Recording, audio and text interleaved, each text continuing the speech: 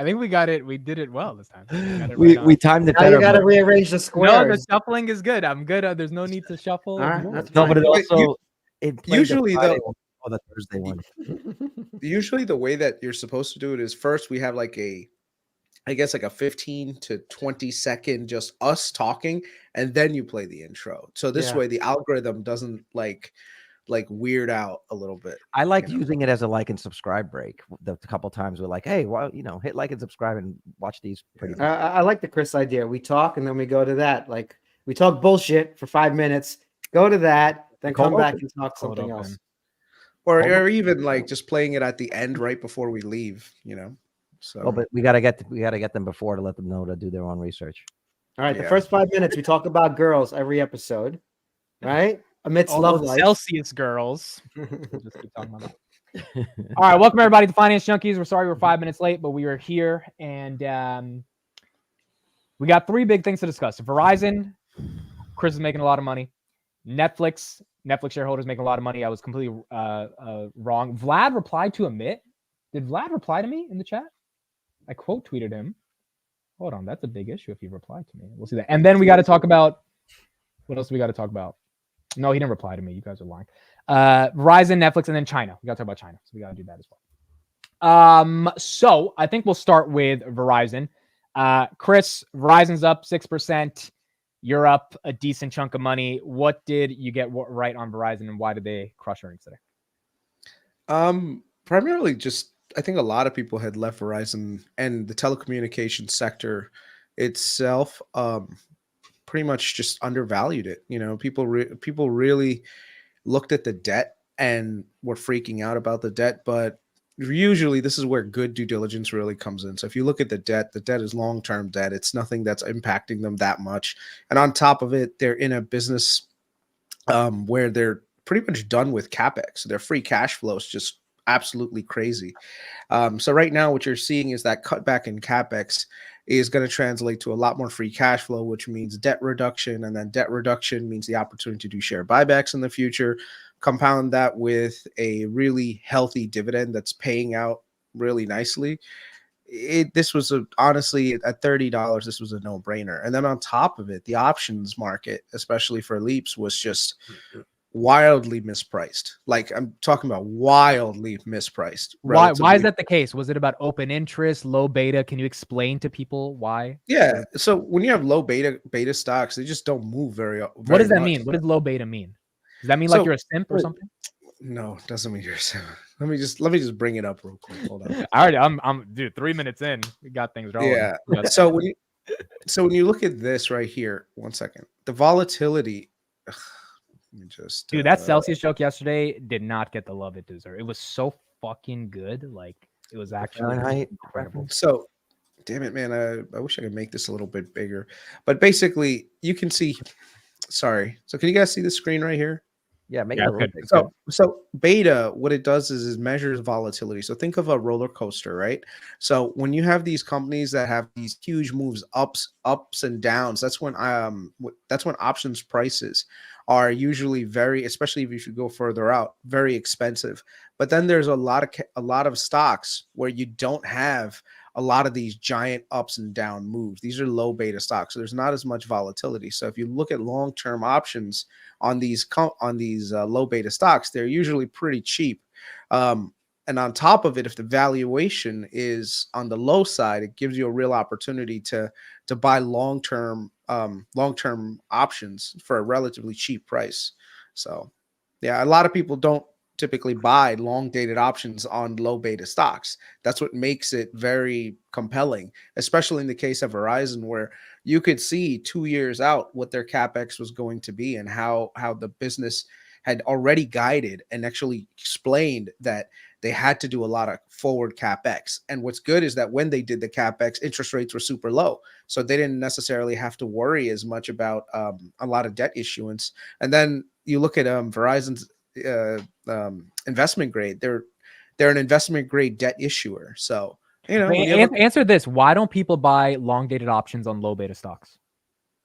Because the volatility is not really there. So there's usually not a lot of place where you can make money. Meaning there's not a lot of exit liquidity, essentially. Well, kind of, yeah. But more importantly, you're not going to see huge moves ups and downs. Like Well, no, they that's expect not to see huge moves up right. and downs. But if you got the stock at the right price, you do get that big move, which is Chris Yeah. made a bet on. That's what Yeah. happened. Mm. Well, Yeah. where's the metric? Like on when you're looking, where's the metric that It measures says beta. the beta? Beta. The You Greeks, go to the Greeks Greeks. are there, right? The Greeks. Yeah. Yeah. Let me see. Yeah. Yeah, I'm a fan of Athena, but nonetheless, the Greek beta is cool. Chris, so you're up like 300 grand. You've been very transparent about this. So, when are you selling? Are you letting this run? I mean, $300,000 is $300,000, but what is your exit plan for this?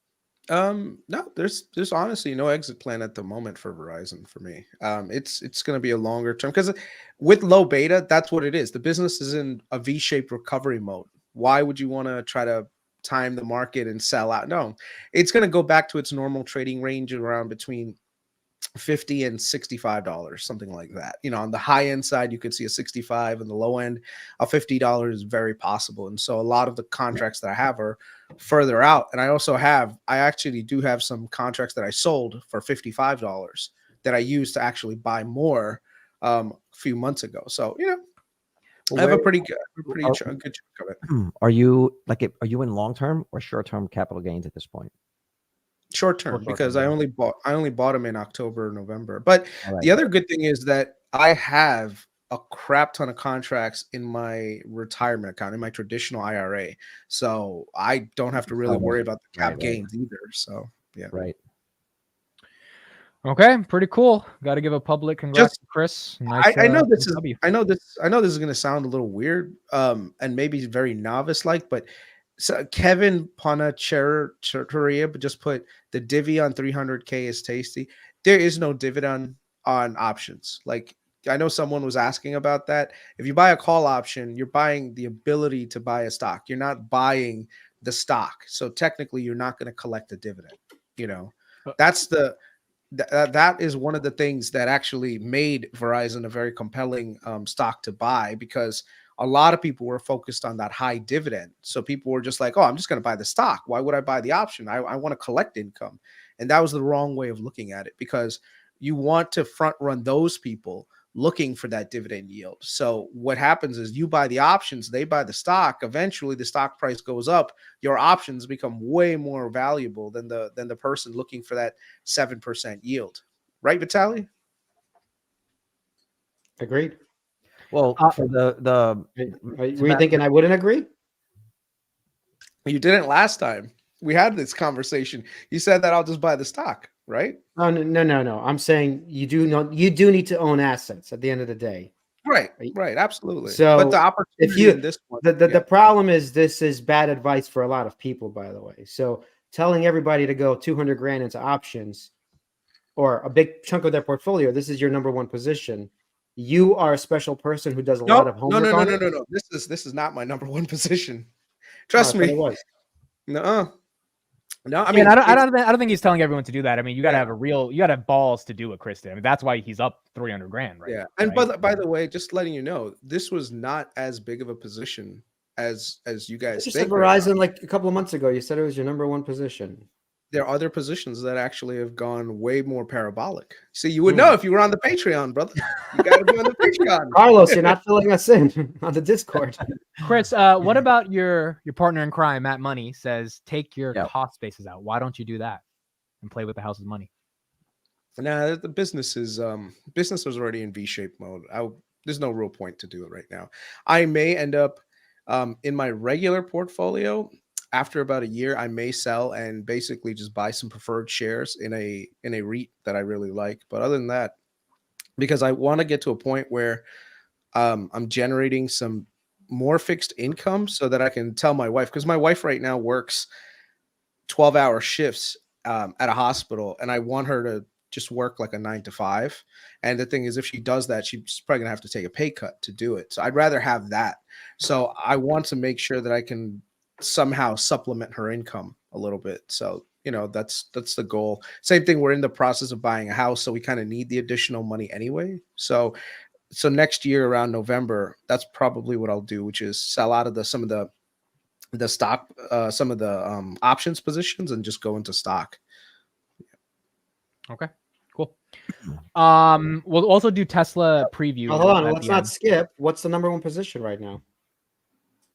Why do you want to know? It's actually Why Google, not? but why do you want to know?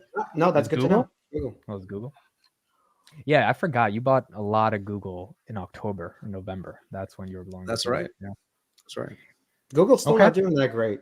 It still needs time to.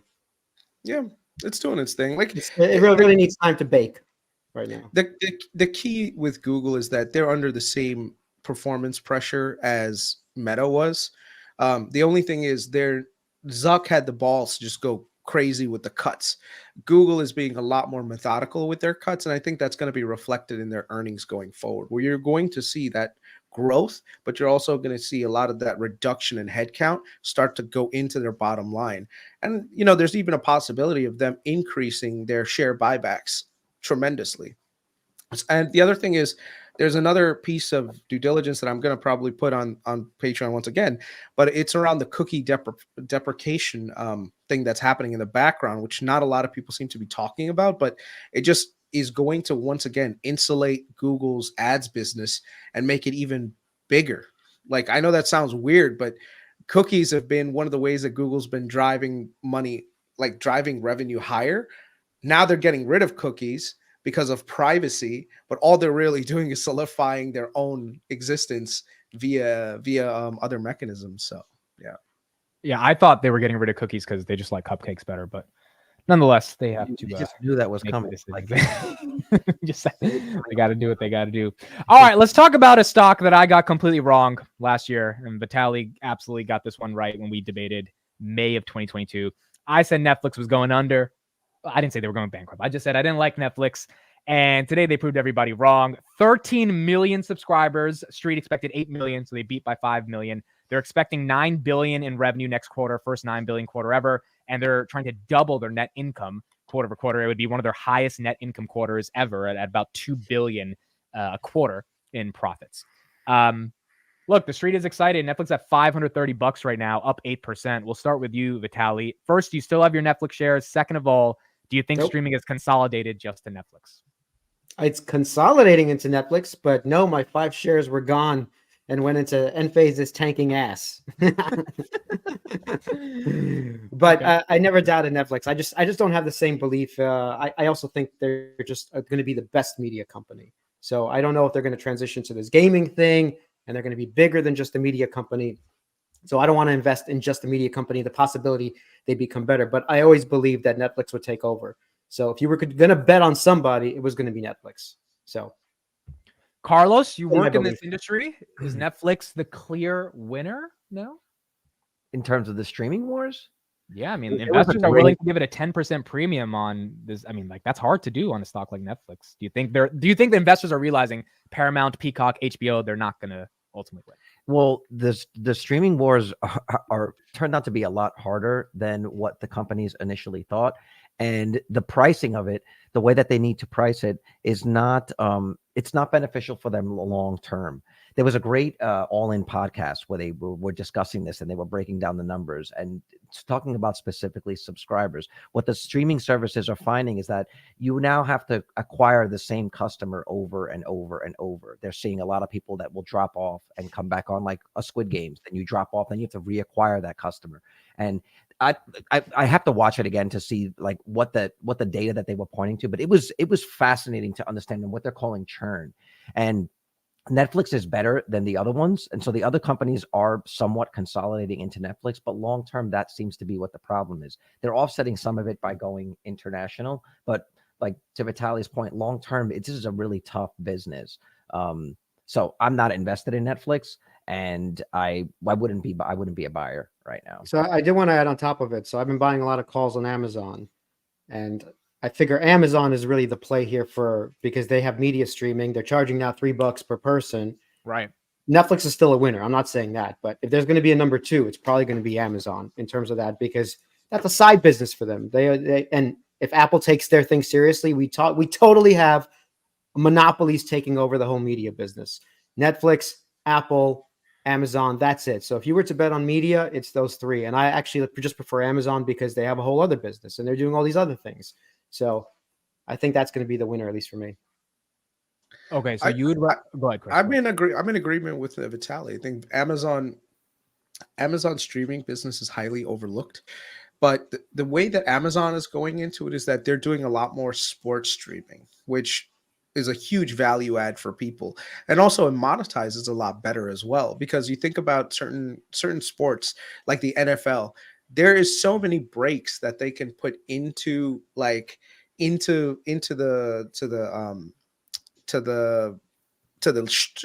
stream, because every time you have a down, you can go and you can put a product up there and put product placement up there. So the monetization of some of these other aspects may be really, really much better on the Amazon side. So Amazon's ads business, I think, is something that's very overlooked right now, and I think it's going to grow significantly. And once again, it's the content that'll drive it. The one thing once again, they're doing $3 for you not to get ads, but most people, we assume, will just take the ads. That means Amazon has this whole other ad business that will just balloon into their bottom line soon. It's going to be crazy. And plus, if someone wants to pay the $3, they get that as well. So it's like, it was a no-brainer for me to get the no ads thing, but I could see just the ads exploding even further for them.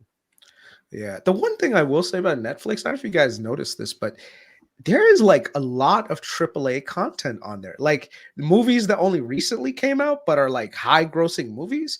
And I'm just asking myself, I was like, wow, like Warner Brothers and all these other big guys, they must be kind of desperate if they're going to license out some of their biggest winners over the last couple of years. Like, here's an example, Dune, right? Dune is a huge movie, did really well. For some reason, it's on there. John Wick, Matt Reynolds, all the John Wicks except I think the last one are all on Netflix. So it's just Dumb Money is on Netflix right now. I just checked. Exactly, and Dumb Money only came out like 3 months ago, so it's that's actually something I would watch on Netflix. Wow, it just goes to show that I think people even remember we said they'd be back, AMIT. They're all coming back now. Yeah, no, you're right. They're all coming back to Netflix. So. YouTube got me too. YouTube now has a thing where you can just watch movies if you agree to watch them with ads. So the new Planet of the Apes or whatever the hell it was, I just saw it. My daughter was like, "Oh, I want to watch it." So you get an ad, every 10 minutes or so. But I was like, "Oh, that's kind of cool." Yeah, I think we're looking at a consolidation in the space. I think eventually some of these other names are going to go out of, like, the streaming services are just going to go out, and basically they're just going to share revenue with something like Netflix, right? Where you have these giant content libraries and Netflix just licenses it out and they can focus on the thing that really sets them apart, which is making good content. And that's it. They don't have to do all the back end streaming work. They don't have to do all the microservices and all this other extra shit. They just focus purely on the movies that they license and then getting a share of the ad revenue from Netflix. And Netflix doesn't have to do any productions, even though Netflix will likely keep doing productions because, dude, even Netflix has some really good shows as well. So, but who do you guys think is going to be the main winners? For me right now, I think Netflix is number 1, Amazon Prime is number 2, and possibly number 3 is Apple TV, because there are really some good shows on Apple TV. Dude, what's good on Apple TV? There's nothing. I think HBO would take the 3rd spot, to be honest. So Greyhound was a really good one. HBO would be acquired by one of these eventually. Yeah. I fear like HBO might not survive because they've been doing some bad moves too. They changed it to Max, first of all. It's not even HBO. They're just, Before we talk about that, can we just watch a little bit from I queued up. I got that spot on the podcast where they were talking about streaming services. This is pretty interesting. I'll play it like in fast forward. Really thoughtful about this. In the beginning, you're trying to get product market fit, triangulate on something.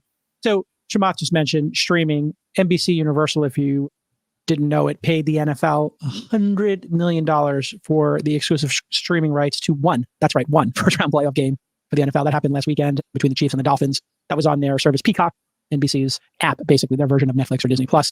It garnered 23 million viewers, which makes it the most streamed live event in U.S. history. Even so, that's almost half of what the Packers and Cowboys had, about 40 million. Lions versus Rams, same weekend, 36 million. And so this has brought into question what's going on with streaming. Have these businesses gotten ahead of their skis? Just to give you a couple of charts, Disney Plus took off like a massive rocket, peaked in Q4 of 2022 at 164 million subscribers. Are now at 150 million. Here's a chart. I mean, just amazing how quickly they got to Netflix-ish numbers. Here's Netflix's chart. again, this is quarterly. They're up to now an all-time high, 247 million subscribers, and the annual growth rate all the way back to 2001. Still pretty spectacular. And their revenue also very respectable for Netflix. However, they overspent massively during the peak streaming era, 2019 to 2022. And that's when subscriber growth started to slow. Obviously, they were spending way too much. And other entrants came in like Apple Plus and Amazon Prime, where they really didn't even think that they had to make a profit. They were using streaming maybe to sell more iPhones or to get more Amazon Prime subscribers. So here is the major problem. Here's the churn chart. Basically, churn means people cancel, right? And so as these services have cut what they're offering, the number of Marvel shows or Disney, having Star Wars shows, the churn goes way up.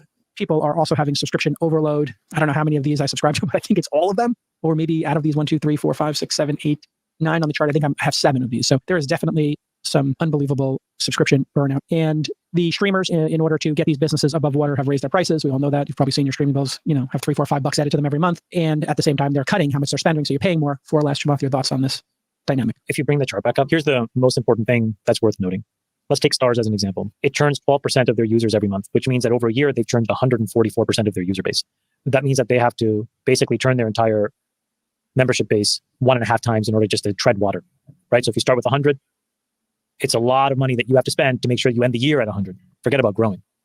If you look at Peacock, they're going to lose 100% of their subscribers in a year. If you look at Discovery, they're going to lose 75%. If you look at Max, they're going to lose 50-odd%. Apple TV, same. Hulu and Disney Plus will lose 60%. Netflix will lose almost 40%. So the only winner in all of this is Facebook and Google. The only winners are Facebook and Google, because that's where the ads will appear to try to reacquire these folks, right? So I guess that's a positive indication. But the reality is that money isn't infinite. And so what happens in a dynamic where you have a category where there's just a lot of consumer churn, I think what happens is it evolves in phases. And in phase 1, which is sort of where we are now, where there's a bunch of relatively well-established folks, is that they are going to initially overspend on content because they are going to try to differentiate the cost of acquisition based on content, right? Which makes sense. I have a tentpole, come and watch it here. Can't watch it anywhere else. And I think that was the Peacock example where they had this football game and all these people showed up and they thought this is exactly why we're paying so much money for these rights, because people will show up. I think the problem is that when everybody is doing it, everybody's doing it. And so you don't know how to differentiate. Even in our group chat, look at the number of times when somebody randomly says, is there something to watch? And everybody's got 50 recommendations. Guess what I do? I tune it all out because I'm like 50 across 6 different services. I have no way to track it. And then I lose interest and I'm like, I'll just stick to YouTube. So I think what happens is in phase 1, folks spend a lot of content. In phase 2, they realize that actually what you need to do is spend on a long tail of content in a much more disciplined way. So there's a company that I know about, for example, they just signed a pretty big deal with Amazon, hundreds of millions of dollars. And I was trying to figure out, is that a lot or a little? And it turns out that Amazon's trying to get 3 or 4 or 5 versions of these going, which means that before we probably could have gotten 500 or 600 million, and instead you get 200 or 300 million. Still an incredible thing, but it just goes to show you that there's a lot of competition. And so instead of having... So content scaling. Content is competitive and it's scaling like a mother effer. And it goes on. I'd recommend watching the whole thing. They really go into it. They all weigh in and they break it down from different angles, but it's a really tough business. And in other words, just tracking the subscriber numbers isn't a complete metric on how the companies are doing. Because Disney has 150 million subs, but it's not as, worthwhile as Netflix. Well, look, and I've been speaking to people behind the scenes, because we all want to know what the hell's happening with the strikes and whatnot. And a lot of these guys work for the streaming companies. So without naming any of the names, what I'm hearing, ear to the ground kind of thing, is that the streaming companies banked a fuck ton of money last year by not paying for new content. And what they're finding is, as people are exhausting the existing library, that they're starting to see the hits in their subs. And what they want to avoid is getting hit twice, losing the subscriber and then losing on stock price when you don't show growth to Wall Street. So essentially, we'll see if that's proven true, that this quarter, there's going to be a massive ramp up and a ton of greenlighting shows to start getting fucking fresh new thumbnails on the home screen to keep those subscribers that are already there paying, as well as getting new people. So like basically echoing what they're saying, the floodgates have to open now, and they have to spend some of this money that they were banking last year to keep those numbers up and forgetting about growth. So. I think what he was implying, he said Google and Meta are clear beneficiaries. That's true, but basically he's also saying Amazon and Apple are clear beneficiaries, because those guys don't care about the content. They just want you on their devices because they want to sell you something else. So they're the clear winners. Those 4 winners that he missed too, Amazon and Apple, actually. Netflix is in a tough spot, but they're probably going to be the only one that survives amongst all of these, Paramount Plus and all of this other shit. it's all going to go away. And this is very sad, in fact, for filmmakers like me, that this is happening, that I could see just film becoming this commodity that these big corporations own. And it's not going to be the same thing in the next decade. Well, look, Yeah, I'm sorry, go ahead, Chris. no, you can go ahead. No, I was just going to say, I can see the argument for Facebook and Google because, to their point, you have to advertise to get the people there. But I don't know that people are buying iPhones just to watch Netflix. You know, I don't know that that's necessarily. No, not buying iPhones. I'm talking about Apple TV. The Apple TVs? Meaning Apple TV, I could lose money forever. They don't care. As long as they get people getting their iCloud and they're getting their other subscription, they're getting some other service, whatever. This division loses money, but it's just another service Apple will give you. And who gives a shit? They don't care. They'll keep making the content even as they lose money on it. I'd love to see the breakdown of that. I'd love to see how successful the Apple TV actually is. That's another product that took a long time to get legs. That took a long time to get legs when that thing first came out. You know. Go ahead, Chris.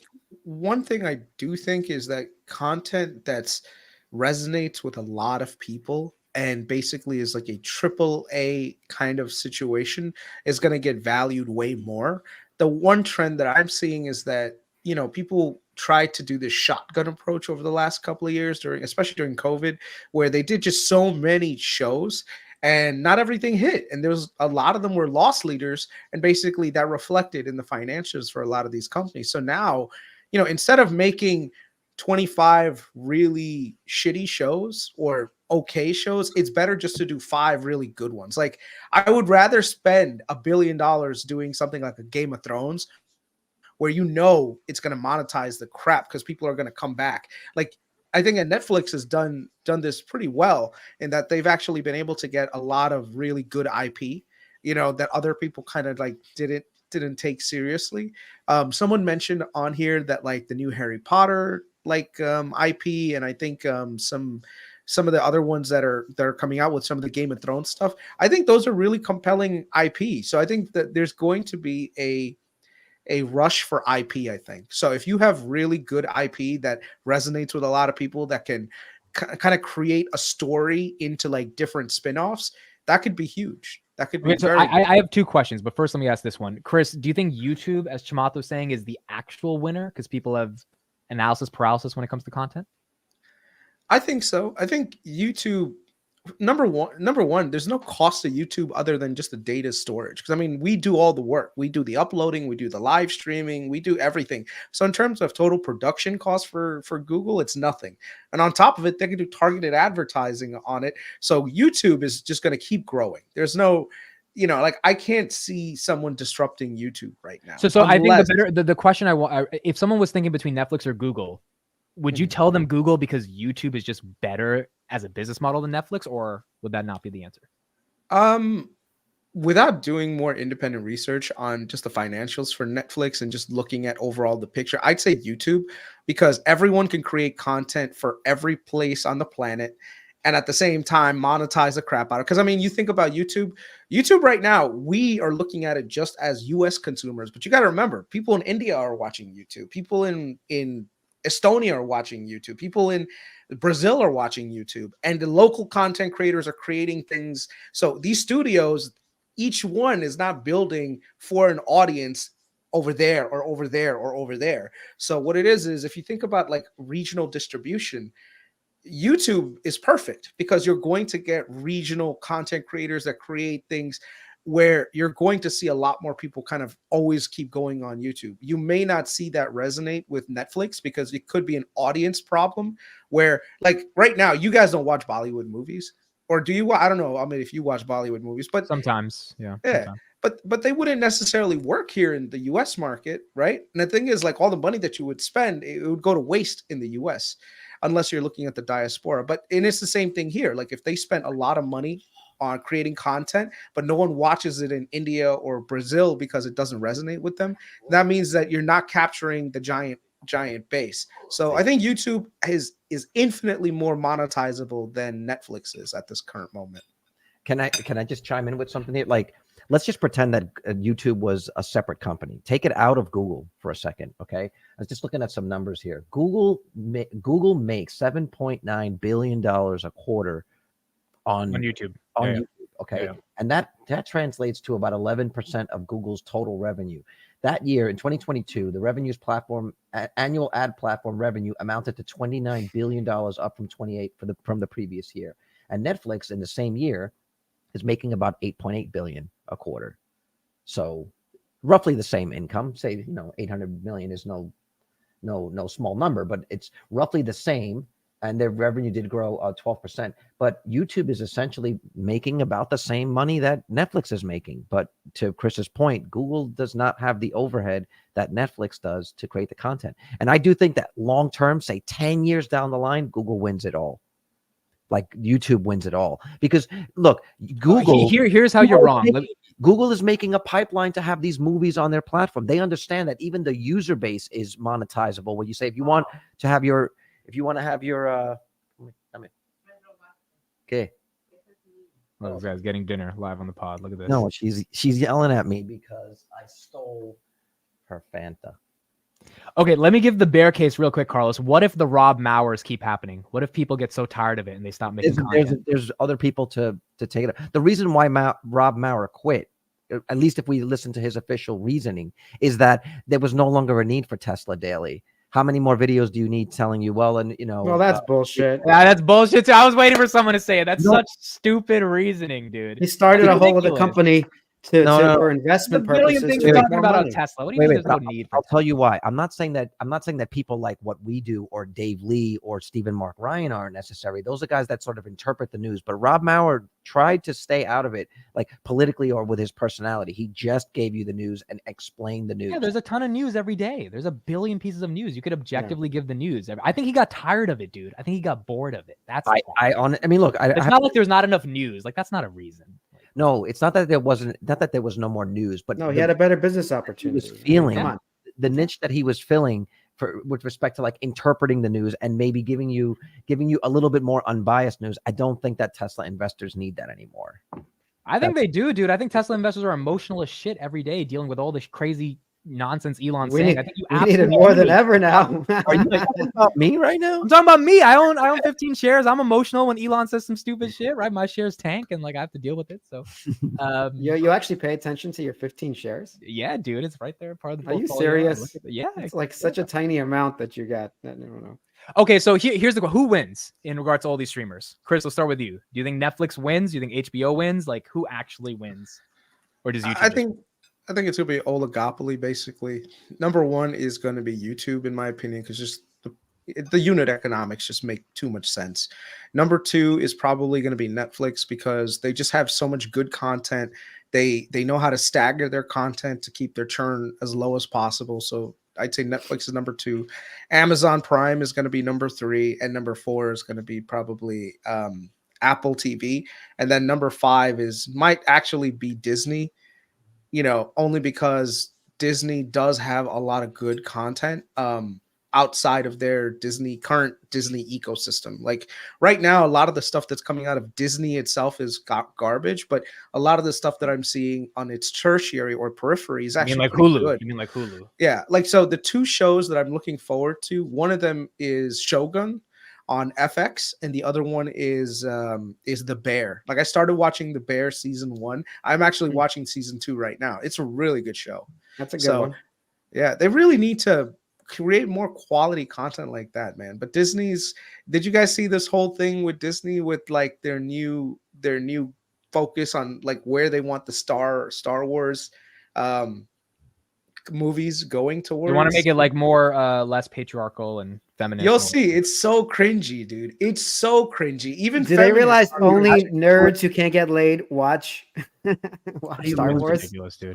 Star Wars. I think if Disney does not step up the adult content, like as in not that type of content, but like Hulu type adult of stuff. content, like Hulu, dude. I don't think the kids are gonna make Disney this multi-billion-dollar company off Disney Plus. I don't think there's enough kids that actually. If Disney's not XXX by the end of the year, okay. Dude, we should be talking about the hub in this discussion.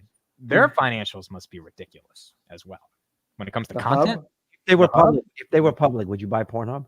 Oh, 100%. I'd buy Pornhub. That dude, like. I'm Why on it not? every day. I might as well buy this. Not every day, but you know, I'm a user of the product. Like I think we all Yeah. use the product. Just trying to check the ads. Dude, that product, like I want to say they're the top 10 visited most websites in the world. You know that, right? Yeah. Them But and they also- X.com is also up there. They're also kind of a monopoly. They bought up all the other sites. Yeah, Basically. MindGeek is the parent company. Netflix has a good documentary on them, by the way. For those, Is that if you why I type see in- the same actors everywhere? Yeah, they cross. Peter Lynch Like, play. I've seen that vein somewhere. We tested the product. We love it.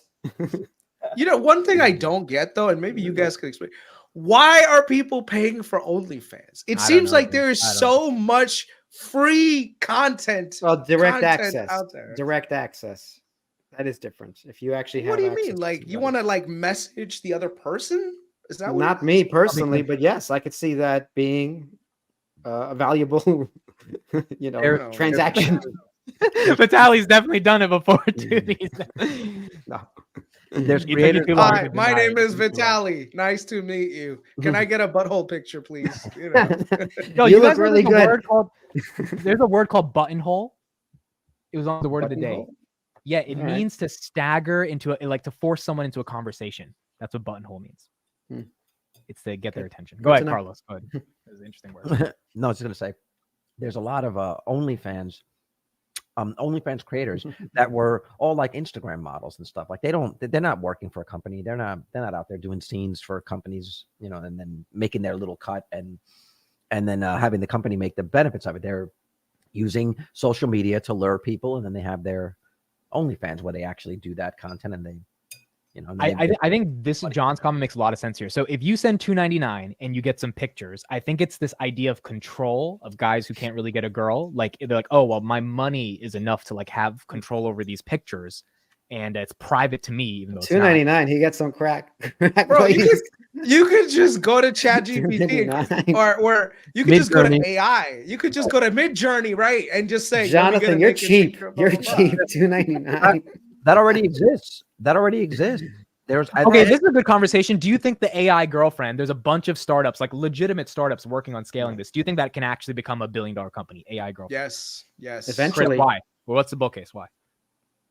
Well, Easy just- because there's a Okay. lot of lonely guys out there, man, that are looking for some level of comfort in just communicating with a person outside of their circle. And you know what? If it's someone who's positive, receptive, and kind of looks nice, why not? Like, what's that movie with Ryan Gosling? The one where he's married to his AI girlfriend is dude, damn it.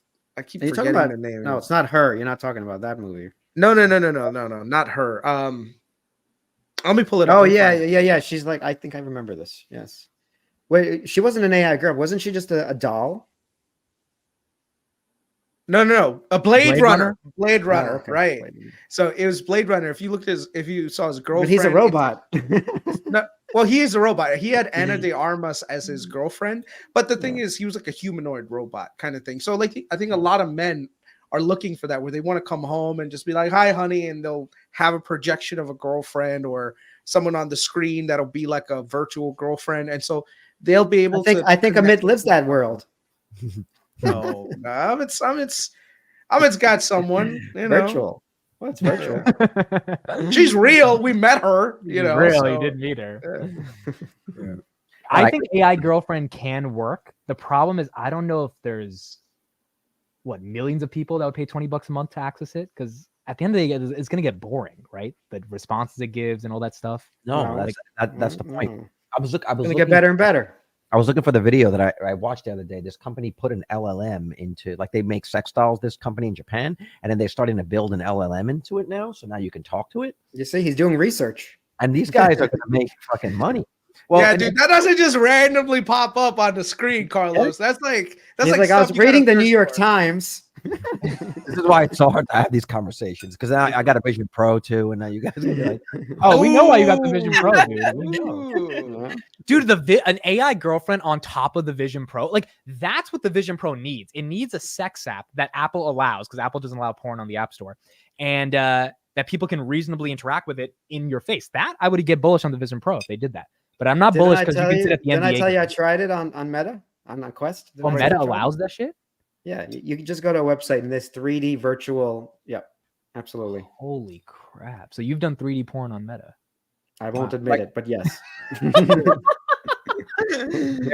Unfortunately, there is a niche for that. Like, if you just look at statistics, people are hooking up less. They're getting together later. They're getting married later. They're getting Yeah.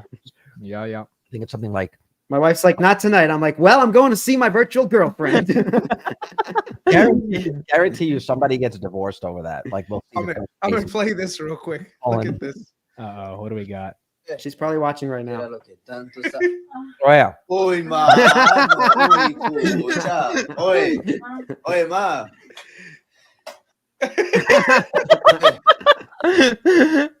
Dude. Did we just get demonetized again? Okay, so here's a question. Here's a better question. Mhm. Do you think one of these AI girlfriend startups can acquire OnlyFans, and then that's the marketing for them to sell? Like, does OnlyFans become a top of the funnel to sell the tech product? Because it's not really a tech company, OnlyFans. I mean, it's just a middleman for porn stars. So they buy Like who would buy OnlyFans? Because at the end of the day, what is OnlyFans going to keep going forever? Like, someone's going to acquire it, right? It's worth a couple billion already. But the thing is that they're fundamentally different. Somebody that buys like a robot doll wants the tactile experience in real life, whereas the virtual thing is. So does that make OnlyFans less? Does that make that content in general less valuable over time? Look. I mean, if you're the guy that's buying that stuff, you probably have an OnlyFans account. Like, Right. you're a sex addict, so you never get enough. So you think the guy's gonna go, well, now I have my doll, I'm never gonna log on. Of course, Right. it's actually it's probably going Well, to. I think that's a bad question. First of all, if you have a wife or a girlfriend, it's not like you've never watched porn. Again, that's also like, you know what I mean? No, that's cheating. You can't do that. That's cheating. Okay. Well, that's Isn't that cheating? that's. I don't think so. I think I don't. that's cheating. I don't think my wife thinks so. She thinks it's a break. Okay. TMI. So my wife just had a baby, and I can't touch her. I can't touch her right now. Were you supposed to leave them alone for a couple of months? 40 right? days. 40 days. I'm like, it's like the 40 days and 40 nights. He's Jewish.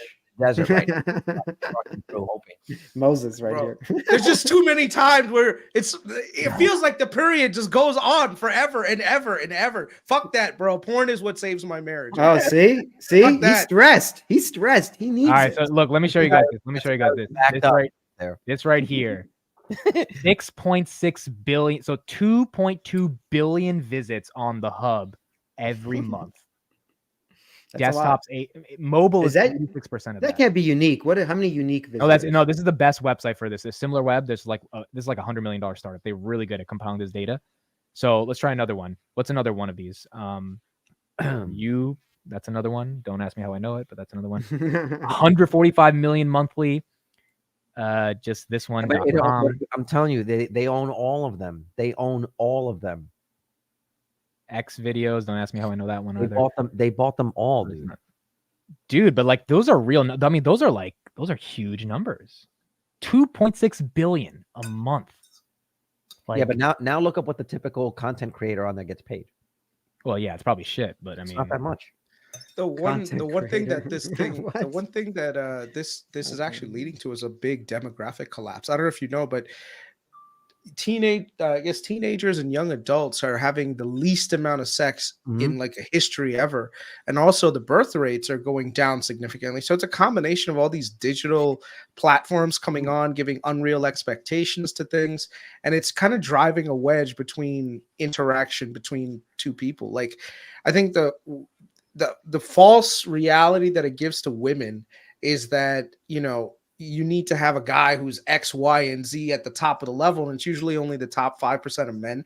So the other 95 kind of get, pushed to the side a little bit. And then on top of it, the men, now that they have an alternative, don't necessarily want to go on a higher level and achieve more to get those higher, like upper echelon of women. And so what's happening is you're seeing the bottom 50% of men and the bottom 50% of women are never even interacting with each other. And now you're seeing a lot more single people in their 40s and 50s, and a lot of them don't even have kids. So there's a huge demographic collapse happening, and it's not just in the US, it's internationally. And I think a lot of people don't necessarily talk about it. Like, if you go to like Eastern Europe, Russia especially, Japan, there's a huge disconnect between men and women, and now it's starting to show up in the demographics where a lot of countries are below replacement level. So how do we societally or sociologically make that trend go down? Because it's not like porn is going that's not getting banned or anything, right? So how do you get people to stop focusing on that? And AI. I don't know. I don't know. That's you can't stop them from doing that. But if you do notice in the metrics that men by and large stop using porn or aren't watching it as much, and women by and large, their engagement on social media drops, then you'll know that that's right. Because essentially social media gives women what they would normally seek from men in real life, and porn gives men what they would normally seek from women, right? By and large. So they're basically those are the drugs for each of the, for each of the genders. Can you share the screen? Because this is what Chris was talking about. Have you seen this? The female delusional calculator? What is this? So there's a bunch of videos where guys go online, guys go on the street, and they ask women the kind of guy that they're looking for. And then it basically breaks down based on census information, what percentage of the population of men actually hit that standard, right? So it's like, I want a man between, say, 29, excluding married, say whatever, any color, any race. Most women will say, say 6 foot. Minimum income, women are like, say, $150,000. And then it tells you what percentage of the population that is. And that percentage of the population is 0.33. So in the United States, men that are over 6 feet that make $150,000 a year, any race, whatever, that aren't married, make up 0.33% of the data. So it says the probability of a guy in the U.S. male, in your standards, is 0.3. So it's less than 1%. Not married, any race, 6 feet tall, any weight. And that's any weight. If you drop that down and say, I want the guys to be fit, it becomes an even smaller number. The 6 foot thing makes absolutely no sense, especially considering that there's very few people that are actually, like, if you look at the average size, like person, it's like 5'8", 5'9". It's not that tall. Yeah, so like the average income is like $45,000, $50,000, the average weight. But the part that'll always get me though is like, you'll have a girl who's like fucking 5 foot nothing, and she's like, I want a guy with 6 foot tall. Like, bitch, you're like 5'2" on a fucking good day wearing heels. Like, calm your ass down trying to get these giants, And the funny thing is, if you call them out, it's like, oh, you can't say that. And it's like, okay, I want a girl with fucking big tits. Oh, no, that's sexist.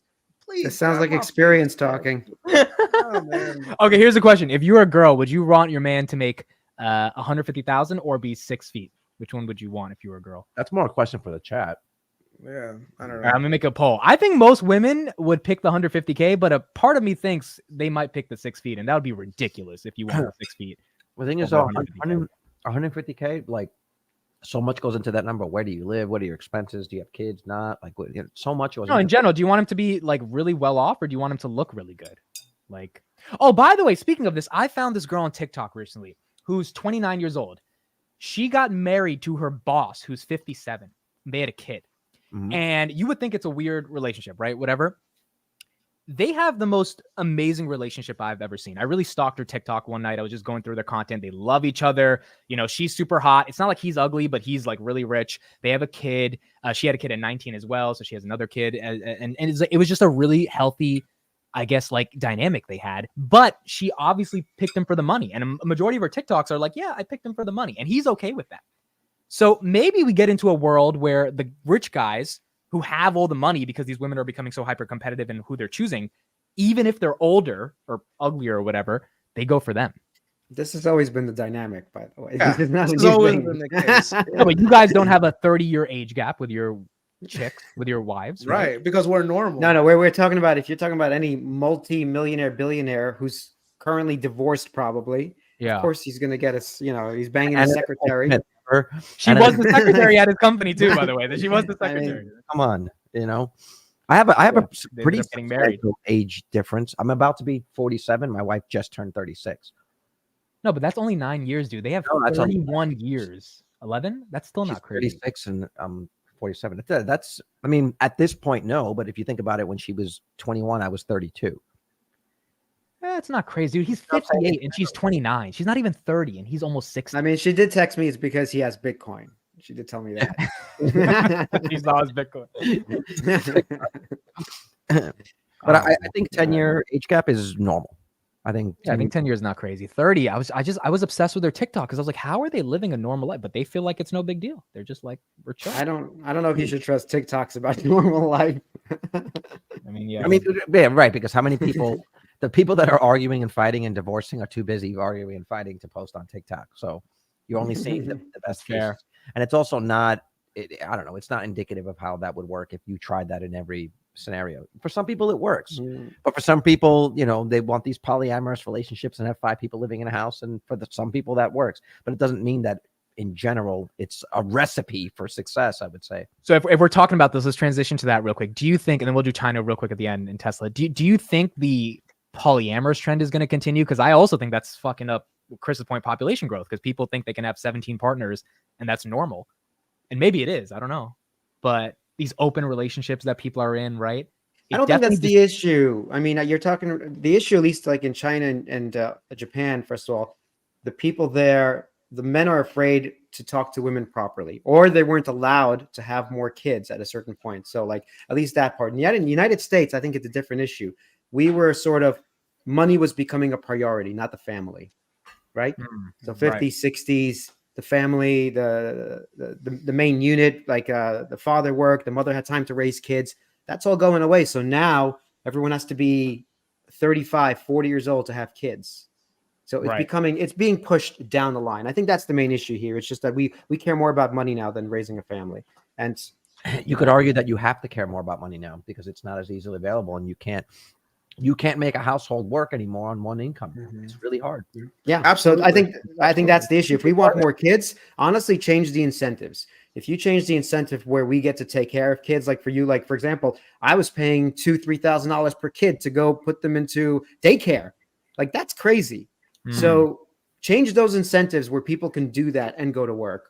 And I think you'll see a dynamic change, actually. Well, they're trying to do that in Eastern Europe, right? Where they, not Eastern Europe, sorry, in Western Europe, where they actually have a lot of these programs built out so that like the terms of having children aren't as onerous, and yet it's still not helping to you know, like mitigate this problem. I think people right now are just more focused on like self-love rather than trying to bring society forward, you know? So a lot of times it's like a lot of women are even saying like, no, I don't want to have kids. Like there's like this thing called the dink life, you know, like double income, no kids. Like we just don't want to have kids because that means that now we'd have to, you know, be landlocked and we can't go do crazy things like that we see on Instagram all the time. It's kind of, this is how societies tend to come down.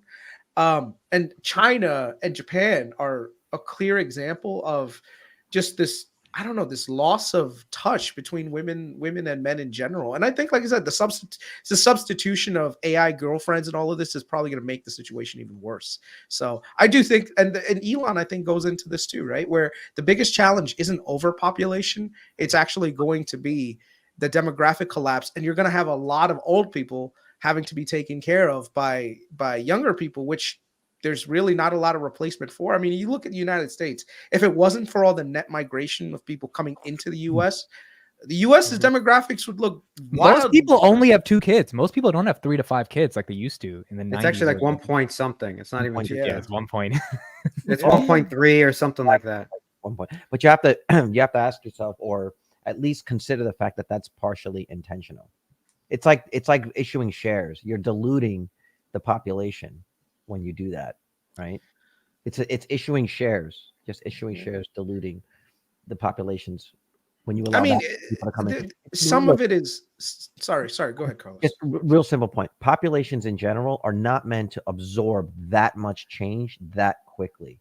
And you break things when you change things that quickly. When you change the way neighborhoods look or how things have been done too quickly, you start to break things. And I think, I don't know where we're at now with that, but just from what I'm seeing online, I think we're getting close to that point where it's just like people don't recognize their neighbors anymore. It seems like it's worse in Europe, actually.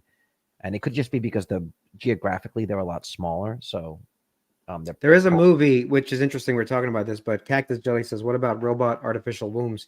It's funny. There's a movie right now called Pod Generation. This is exactly about children are being born in like these pods, and the father gets to carry it, the mother gets to carry it, they take it to work. so it doesn't interfere with their lives of, because they don't have to do it internally. So interesting sci-fi film if you guys want to see that. Pod Generation. That's Exactly actually on this real. topic. That's actually real. There's a company that built that. I could not find it when we were talking about it that one time.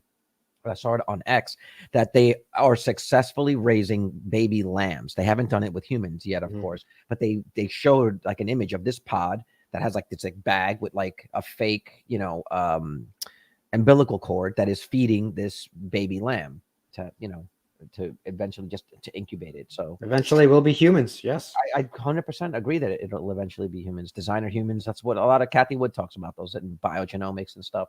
Like order kids. You'll order kids from the app. Like, okay, Chris, I know you got to go do your pod. We'll do 5 minutes on Netflix predictions, and then we'll be out. So you can stay, Chris, for that, or you can dip for your pod. Netflix or Tesla? What are you? Sorry, Tesla. No, Tesla. are you saying China? I'll head out. I'll see you guys later. Have a good one. All right, see you. I gotta head out too soon, but go ahead. Yeah, we'll do 5 minutes real quick. What do you think is going to happen tomorrow? Stock historically has fell 9% after earnings in the last 3 earnings. Do you think that's the same, or do you think it'll be good? What do you think? I'm of the opinion we're going down. Me too. I think we're going down.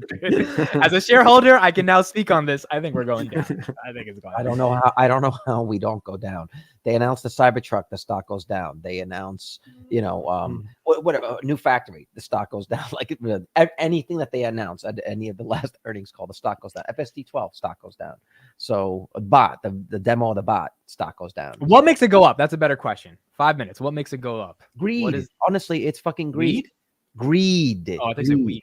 If the Wall Street analysts are all focused on solely the metric of gross vehicle automotive margins, then until that number turns up, they're not gonna jump in. This is one of the arguments against like, oh, but fundamentals. Look, man, fundamentals mean something as long as like everyone's in agreement, right? But the Wall Street guys that have the money that we need to pump the stock for us to make the gains are looking at this one metric, and Tesla right now is not focused on that. They're not looking at anything else except that number.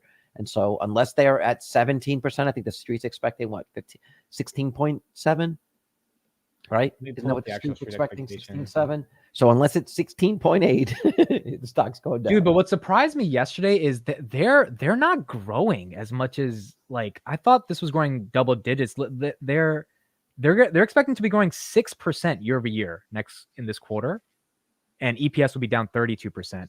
Like, what happened to Tesla's growing 40+% year over year? Because that's not happening. That's supposed to be the number of vehicles, by the way. So, are you talking about vehicles here or no? No, you're talking about revenue. Right. Would be up 6, and that makes sense. Revenue was like 22 billion last quarter. So that number conversation about 50% was to get to 20 million vehicles by 2030. Mm-hmm. So he's not talking about the profit, the revenue per vehicle. We're talking about unit. How many units? Okay, you're talking about the actual cars, not the revenue. That's what he's talking but about. Still, nobody expected him to drop prices so drastically, of course. So that affects the revenue, blah, blah, blah. But I think, first of all, rates, people are not discussing. It's being pushed out. We don't know. So if that story is in the air, that's why Tesla also goes down. But if that story turns around and we actually start doing well, I think Tesla goes up because, if people can buy cars again and the rates are lower, same thing for solar, right? It's just easier. And it makes Wall Street more bullish. And eventually something fundamental has to happen. Elon has to have more semis out. The energy has to be ramping up. And we have to see it. We have to see it in the numbers at this point. Because, honestly, they are a more mature company. They're not the indie player anymore. They're not losing money. But we need to see something else change that's fundamental. And no offense, Carlos, but the Cybertruck, that ain't it. That's not happening right now, especially at $100,000 a Cybertruck and the slow ramp. So we have to wait for... I'm just saying, a lot of people, Tesla bulls are always talking about the Cybertruck. That's going to get them. They're talking about hundreds of thousands of vehicles, possibly 100,000 this year. I'm like, I don't know. I don't know if that's going to happen. But the energy business is one thing where I can see that actually fundamentally changing the way we value Tesla. The Cybertruck, it was not going to be, it's going to be years before the Cybertruck brings any meaningful revenue to the bottom line because they're ramping a new product with an entirely new manufacturing process, right? Well, I'm glad you believe that, but you've seen all these Tesla bulls on these different channels. They're like, oh my God, they keep throwing crazy numbers that even next year we're over hundreds of thousands of vehicles. It's possible. I mean, they could make 250,000 of these next year. That would be a great question to ask them on the call. How many do you realistically expect to? But again, this goes back to what I said yesterday about 4680 being so important. You really need those to be making millions of those a week for you to really scale this thing. But I think again, I had this conversation with my buddy. I think if you look at everything that Tesla does or everything that Elon says through the lens of like, how is this going to help, a mission to Mars? I think a lot of this makes sense. And I think the Cybertruck is a proving ground for the next gen vehicle. I'll say it right now. I think the next gen vehicle is going to be a smaller version of a Cybertruck type vehicle. That's going to be a steel. I saw a picture of what you're talking about that looked like the Cybertruck, but it's a 2-seater, and it looked so good, dude. It looked so damn good. Well, that was a render. That was a sick one. But recently, there was a Tesla vehicle, a semi, was caught transporting some vehicles, and there was 2 covered vehicles that didn't have wheels, and people thought that maybe those were the chassis or the bodies for the new vehicle. And even again, if you look at the vehicle from Investor Day, I think it was, where they showed the picture of it, it looks like this thing has angles, that it's not a traditional car. It's not shaped like a Roadster or a Model 3. It's going to be a much more practical, pragmatic vehicle. And I'm guessing that it's going to use the same steel body that the Cybertruck does to eliminate those parts and procedures and just be much more a much more compact version of that. And so if you look at the Cybertruck from that lens, then the Cybertruck is a necessary step to prove that, work out the 48-volt architecture, work out the steer-by-wire, all those things, and then you get it into a mass production vehicle that you can dramatically drive the costs down. That's where you sell your 5, 10, 10 million vehicles a year. So right. So that's 2026, 2027. That's like, we got to wait. So the good thing about this is, by the way, investments get, they could show it. No, but I'm saying investments get boring, and we forget Tesla does get boring. Any investment gets boring for a period of time, years even. You're right. Yep. While they build the actual machine that will build the next thing. All of these companies, Enphase 2 is building out, Tesla's building out, any good company, Palantir is building out, and things get boring, and a lot of tourists leave, and then the stock suffers because like of Bitcoin. it. It's like Bitcoin. Yeah, well, it's up a lot right now, so I wouldn't say the tourists have gone just yet. The tourists, but at 15,000 people, kind of right. But that was the time they left, right? Yeah. Exactly. People left, and they pumped it to 40,000. So now they have to clear out those people who aren't going to be sticking around. So this happens with all investments. Unfortunately, it's not all about the financials and the fundamentals. It's not. It's a lot of emotional and belief systems involved, and not just looking at the spreadsheet. So I think Tesla's going to have to be stagnant for a bit. And I know I have to hold it probably till the 26, 27, where I get to see like that pump we're all waiting for, like the next leg up, whatever that is. Yeah. Like that January 2020 pump. Yeah. Even if it doesn't go that high, I do expect eventually we will see a $2 trillion company, a 1.5 trillion, whatever it is. I expect that we're going to see it. And it's not going to happen in 10 years. But it might not happen in 1 year. You know what I'm saying? But every Tesla bull talks about it like it's happening this year, and then it's not happening. Then they keep saying 2 weeks, basically, like Elon keeps saying. I just don't like that they're sort of delusional in how bullish they are, as opposed to being realistic, that this just takes time to build all of these complicated machines, Well, but it's also, if you look at the problems that they're trying to solve, they're like massive problems. If you're trying to make a robot that can go into practice, which, by the way, we might have. But that's why I'm saying these things take so much time. That's exactly what I'm saying. There is. Where was it? Nobody else is working on these problems too. It's kind of amazing. All the legacy is going away. So if you were to talk about something really bullish, legacy is going away from all dealing with any of this shit. They want to make less EVs. Tesla's really the only company that's really pushing to the future, and the Chinese, which is bad. We don't want them here. So Tesla's really the game in town for Americans. I got here, I'm gonna just play a quick Tesla. Carlos, we got to end it now because I got to dip. Yeah, I do. We'll do it tomorrow. Well, we'll play tomorrow. We'll talk Tesla earnings tomorrow. We'll talk about the Apple car tomorrow as well. So we'll discuss all that stuff. Bye. Thank you, everybody. Cashflow Chronicles, I'll put in the chat if you guys want to check them out. And that's the pod that Chris and Matt are doing. And I'll see you guys. We'll see you guys tomorrow. Tesla earnings. I'll be streaming it on my channel. Anyone wants to join, you can check out my channel. Like 4 p.m. We'll be live, and we'll stream that whole thing. It'll be exciting. See you guys there. Have a good one. Good night.